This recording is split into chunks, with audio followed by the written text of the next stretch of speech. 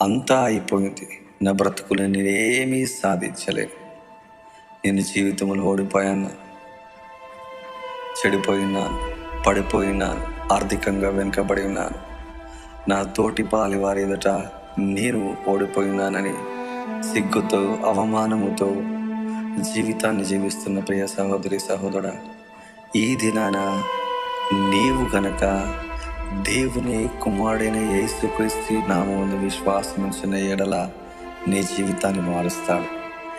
ఎండిన ఎడారిలో నదులను ప్రవహింపజేయగల గొప్ప దేవుడు ఆయనే.